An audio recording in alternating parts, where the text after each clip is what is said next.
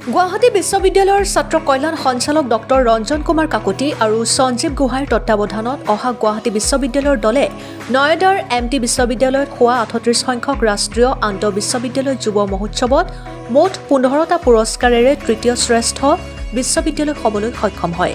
গুৱাহাটী বিশ্ববিদ্যালয় উত্তৰ পূৰ্বাঞ্চলৰ লগতে অসমলৈ এই বৃহৎ সাফল্য বুটলিবলৈ সক্ষম হয়। এই সাফল্যত গুৱাহাটী বিশ্ববিদ্যালয়ৰ উপাচাৰ্য অধ্যাপক ডক্টৰ ননী গোপাল মহন্ত, পঞ্জীয়ক ডক্টৰ উৎপল শৰ্মা তথা ছাত্ৰ কল্যাণ সঞ্চালক ডক্টৰ ৰঞ্জন কুমাৰ কাকতিয়ে সকলো প্ৰতিযোগীক অভিনন্দন আৰু শুভেচ্ছা জ্ঞাপন কৰে। জালুকবাৰীৰ পৰা বিশ্বজিৎ বৰ্মনৰ ৰিপৰ্ট, অৰুণোদয় আছাম।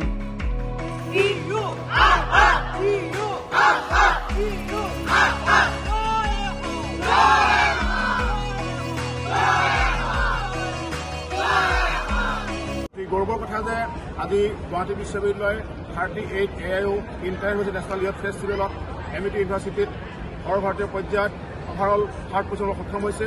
মুঠ 15টা প্ৰাইজেৰে 15 পুৰস্কাৰে গুৱাহাটী বিশ্ববিদ্যালয় নৰ্থ ইষ্টৰ ভিতৰতে বেষ্ট ইউনিভাৰ্চিটি হ'বলৈ সক্ষম হৈছে। আৰু এইটো গৌৰৱৰ কথা যে ফক ডেন্সত ফাৰ্ষ্ট পজিশ্যন, অভাৰঅল ডান্স ফিল্ডত থাৰ্ড পজিশ্যন, ফাইন আৰ্টছত ছেকেণ্ড, অভাৰঅল কেটেগৰীত মুঠ 15টা পুৰস্কাৰে গুৱাহাটী বিশ্ববিদ্যালয়ে এক গৌৰৱ কৰিব সক্ষম হৈছে। গতিকে আমি সকলো ছাত্ৰ ছাত্ৰী, গুৱাহাটী বিশ্ববিদ্যালয়ৰ পৰিয়াল ইয়াতে অতি আনন্দ হৈছোঁ। গতিকে সকলো প্ৰতিযোগীলৈ আমি ধন্যবাদ কৃতজ্ঞতা জনাইছোঁ। আমি আশা কৰোঁ এই যাত্ৰা আমাৰ হৈ থাকিব, আমি আহি থকা দিনত আৰু ভাল ফলাফল কৰিব সক্ষম হৈ যাম।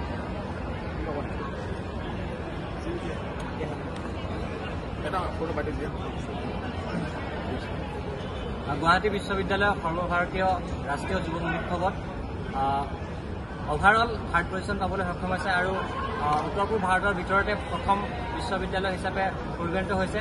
তাৰ বাবে আমি বিশ্ববিদ্যালয়ৰ সমূহ পৰিয়ালক ধন্যবাদ জনাইছোঁ। আমাৰ পৰিয়ালটিক বিশ্ববিদ্যালয়ে এনেদৰে অংশগ্ৰহণ কৰিবৰ বাবে সুযোগ দিলে আৰু গুৱাহাটী বিশ্ববিদ্যালয়ৰ প্ৰত্যেকজন ছাত্ৰ ছাত্ৰীক আমি ধন্যবাদ জনাইছোঁ। তেওঁলোকৰ প্ৰতি আমি আহ্বান জনাওঁ যাতে ভৱিষ্যত দিনত আমাক এনেদৰে সহায় সহযোগ কৰি যায়। ধন্যবাদ। আজি এই ৰাষ্ট্ৰীয় পৰ্যায়ত 147খন বিশ্ববিদ্যালয়ে ভাগ লৈছে, 2,500 প্ৰতিযোগীয়ে অংশগ্ৰহণ কৰিছে। এই ডাঙৰ সাফল্যত গুৱাহাটী বিশ্ববিদ্যালয়ৰ সমগ্ৰ পৰিয়ালে যথেষ্ট। এই চেগতে গুৱাহাটী বিশ্ববিদ্যালয়ৰ মানৱ উপাচাৰ্য প্ৰফেচৰ মণিপাল মহন্তক ধন্যবাদ জ্ঞাপন কৰিছোঁ। গুৱাহাটী বিশ্ববিদ্যালয়ৰ পঞ্জীয়ক প্ৰফেচৰ উৎপল শৰ্মাদেৱকো এই চেগতে ধন্যবাদ জ্ঞাপন কৰিছোঁ।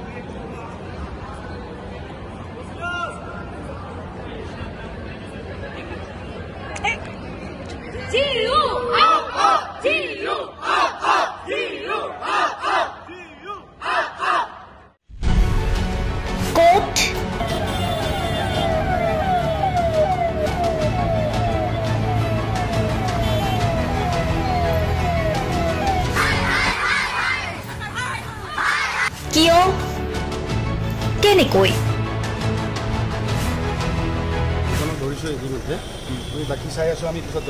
দুৰ্নীতি ৱাইফজনীয়ে কৈছে বোলে এওঁ মোৰ হাজবেণ্ড, আপুনি কোন হে ক'বলৈ এওঁ অবৈধ বুলি? অনিয়ম, ভ্ৰষ্টাচাৰ, একো নায়কতাবাদ, এতিয়াৰ পৰা আৰু নহ'ব।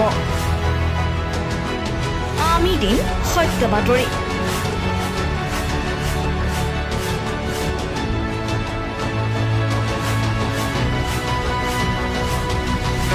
নিজকে সংস্থাপিত কৰাৰ বাবে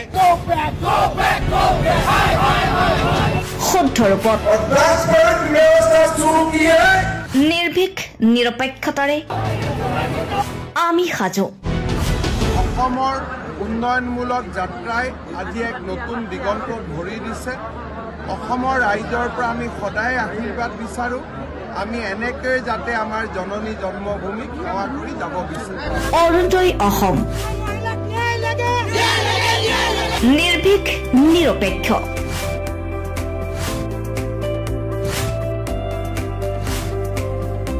ৰাইজৰ বাবে ৰাইজৰ পক্ষত অৰুণোদয় অসম।